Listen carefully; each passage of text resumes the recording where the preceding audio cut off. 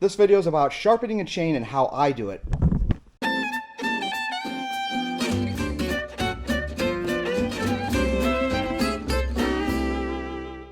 Sharpening a chain. There's plenty of videos out there. I follow the same concept, process, whatever you want to call it. I do something a little bit different at the end, which I've never had a problem with. You can take that with a grain of salt if you want. Anywho, we need to sharpen this chain. The good thing about this chain is it is a skip tooth chain, so tooth, and then it skips 2 links, then it starts with another tooth. Traditional chains, it's the tooth, skip 1 tooth, but this is a ripping saw. That's all I'm looking to get out of these saws because I'm taking out trees and just bucking them up. What happens is more material is able to get cut between the 2 teeth, and then it gets spit out the back end of the saw. Let's just get right into it, shall we? One of the things that you should have in your arsenal of maintenance kits is a chain maintenance kit. And the one that I just happen to have is the one from Oregon Products. It's just this wrap toolkit, and it has a bunch of stuff in it. Got a filing set.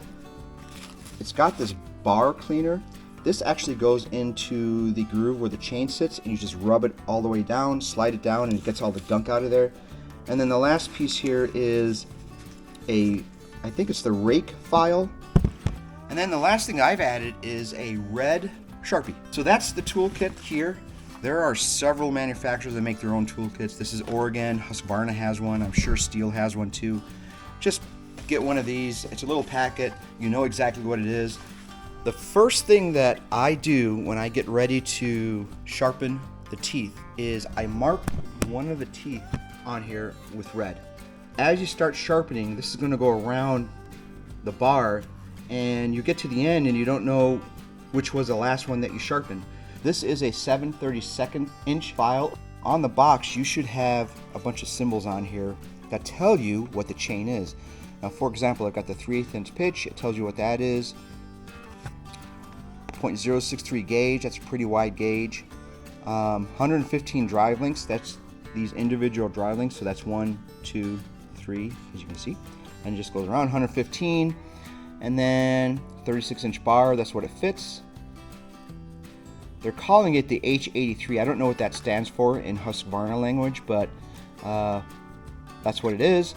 And then it tells you the type of file that you need to use on your chain. And you can see right there, 7/32 of an inch. You need to put the chainsaw on a level surface, which will allow you to lean on the chainsaw, and I'm going to show you what I mean by that. One of the things that I like to do is, or what you actually need to do, is find a flat surface. I happen to like using the bed of my truck, and what I'll do here, and you can see I've got a little bit of scratching off from the bed liner, but what I'll do here is I'll line the saw up into these little grooves here. And what happens is the dogs get into the edge here, so if you're leaning on the back of the saw, it won't move forward as you're moving the chainsaw forward, and I will show you how to do that. Only downside to that is, this gets scratched up, the bed liner comes off, it gets into the paint. One thing you'll notice here is, you see how I'm leaning up against the saw? I'm going to put all my weight on here. As I push on the teeth to move the saw, I don't want the saw moving with it. Plus, it gives me really good leverage when I'm filing down the saw here. Here's that red tooth that I colored in to help me keep track of where I'm at in filing the saw. I go 5 times, 1, 2, 3, 4, 5, push this forward. I have to skip a tooth because every other tooth is the angle that you want to go in. Let me show you what I mean. So you see this tooth right here? You see the angle, how it's going from right to left and it goes kind of up? Well, the next tooth right here is the opposite way, and that's how chainsaw chains work. So I'm going to skip it, and then once I get to this red one here, I'm going to reverse my grip on the file, and we're going to go the opposite way and then finish this up. And what we do is we match the angle of the tooth where it's at, pull it towards yourself, and then at the same time you're grinding the tooth down. And if you're close enough, you'll actually see the edge of the tooth here get sharp, and you'll see the filings come off. Watch this.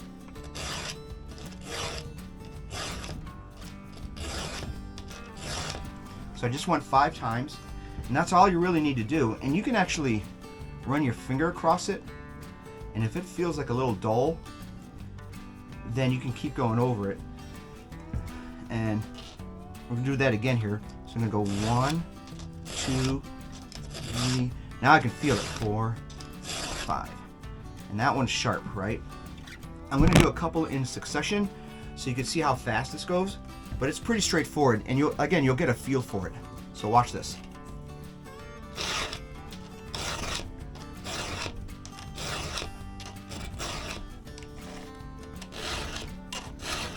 And you end up getting in a rhythm.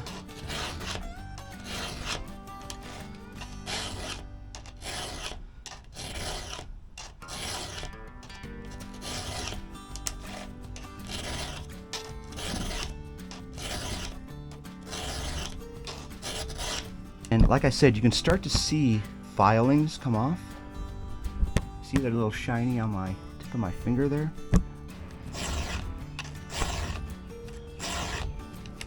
See how easy that's going now?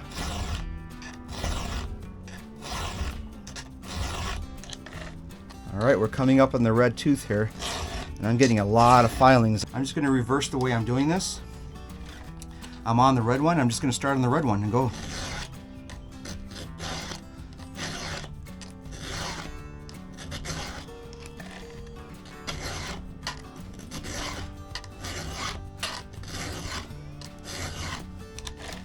That is all there is to sharpening the teeth on your chainsaw.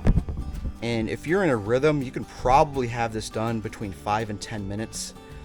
Anywho, the next piece here is where I'm probably going to get some pushback on this video, but I'm going to show you what I do for these rakes.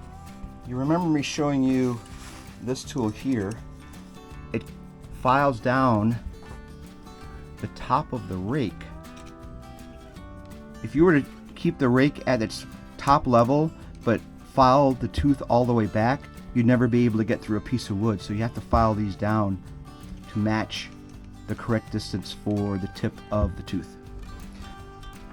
When I'm out in the field and I've got a dull chainsaw chain, so what I do, it's very simple, but I just take a file, okay, and all I do the same thing. I go 5 times over the rake. 1, 2, 3, 4, 5, and I'm done, and I move on to the next rake. And you can see I've already done it on this one. I filed it down pretty well from the number of times that I've used this. But the goal here is to file this down so it's below the top of the tooth here. That has saved me hundreds of minutes over the time that it takes me to file the rakes down. That's just the way I do it. I have never had an issue with a chain or some kind of function that may break because I'm just filing the rakes down.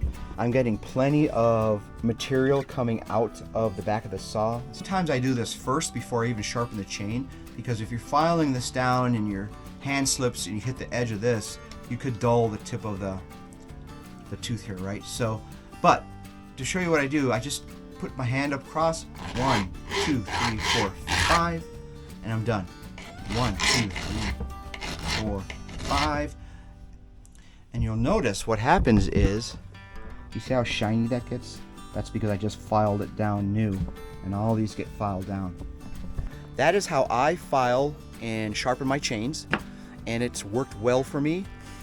If you have any questions about anything or any comments, please leave them down in the comments below. I'd love to hear any take that you have on sharpening a chain. So with that, we're gonna wrap this video up, call it a day, get ready for the next tree, and we will catch you at the next one.